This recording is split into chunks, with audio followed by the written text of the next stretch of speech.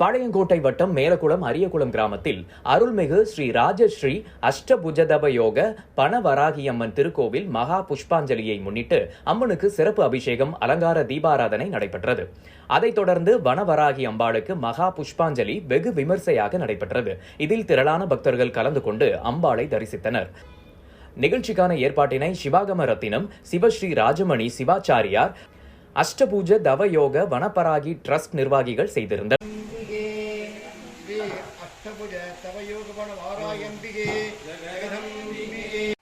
அதற்காக இந்த புஷ்பாஞ்சலி முதலாம் ஆண்டாக எல்லா பெண்களும் மனமுகந்து அள்ளி கொடுத்திருக்கிறார்.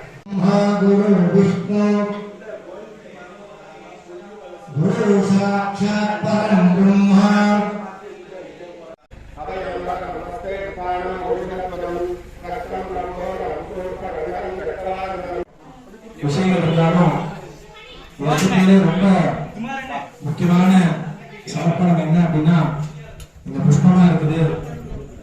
ஏன் அப்படின்னா ஒரு தாவரத்தை எடுத்துக்கிட்டீங்கன்னா அந்த தாவரத்தோட உச்சபட்ச சாத்தியம் இருந்ததுதான் மலர்தான். நம பார்வதி பதகி அரகர் மகாதேவம். தென்னாடுடைய சிவனை போற்றி, எந்நாட்டவர்க்கும் இறைவா போற்றி. சாரதா பீடநிலையே ஜெகதம்பிகே. எல்லாம் வல்ல எம்பெருமானின் பெரும் கருணையாலும் உலகத்தில் மக்களின் பெரும் சிறப்பாலும் இவ்வாலயம் இங்கு நிறுவப்பட்டுள்ளது. இந்த ஆலயத்தின் பெயர் தவயோக வனவாராகி. இந்த இடத்தில் பஞ்சபாண்டவர்கள் தவமிருந்து தான் இழந்த சொத்துக்கள் அனைத்தையும் பெற்றதாக நாடியேற்றில் வந்தனால்தான் இந்த கோவில். இந்த ஊர் பேர் மேலக்குளம்னு பேர், மேன்மீதிங்க மக்கள் மேலக்குளம்னு பேரு. பஞ்சபாண்டவர்கள் வாழ்ந்ததுக்கு பக்கத்துல முரப்ப நாட்டில் தர்மதேவத கோவிலும், அகரத்துல துரியோதன கோவிலும், பாளையங்கோட்டையில திரௌபதி கோவிலும், பாண்டவர் கோவில் இருப்பதனாலதான் இந்த இடத்துல இந்த ஆலயம். பாண்டவர் காலத்துக்கு முற்பட்ட கோயில். யாரு எது பிரார்த்தனை செய்து வந்தார்களோ அந்த காரியம் அப்படியே ஜெயிக்கும். அதனாலதான் இது நாடு ஏட்டில் வந்ததுனால அந்த கோயிலுங்க. சித்தர்கள் நிறைய அறிவு சித்தர்கள் வருவாங்க. சிலோன்ல இருந்து நந்தி நாடு வந்திருந்தாரு.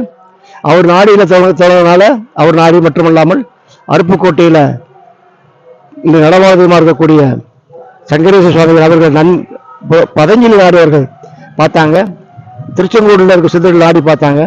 அதாவது இந்த இடத்துல வாராகி பிரத்யட்சமா இருக்கா, பொதுமக்களுக்கு காட்சி கொடுக்காங்க, இந்த இடத்துல வாராகிகள் நீங்க பழைய கோயில் நீங்க புதுப்பீங்க என்ன அவங்க சொன்னதுனாலதான் ஆராய்ச்சி பண்ணும்போது வாராகி நிறைய சான்றுகள் இருந்தனால எனக்கும் குலதெய்வம் ஊர் மக்கள் நல்லா இருக்கும் பொருட்டு இந்த ஆலயம் இங்க புதுப்பிச்சு, விவசாயம் தான் புதுப்பிச்சு ஆலயம் கட்டி கடந்த ஒரு 5 வருஷமா பொதுமக்கள் வந்துகிட்டு இருக்காங்க.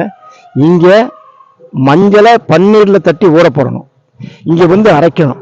தங்கள் கோரிக்கையில நினைச்சு அரைக்கணும். அதை அம்பாளுக்கு சாத்திட்டு பிரசாதமா கொடுப்பாங்க. 54 நாள் மனமுருகி நீங்க அதை சாத்தினீங்கன்னா உங்க காரியம் அப்படியே ஜெயிக்கும். அதுல எந்த மாற்றம் முடியாது. நிறைய பேர் குழந்தை பெற்றிருக்காங்க.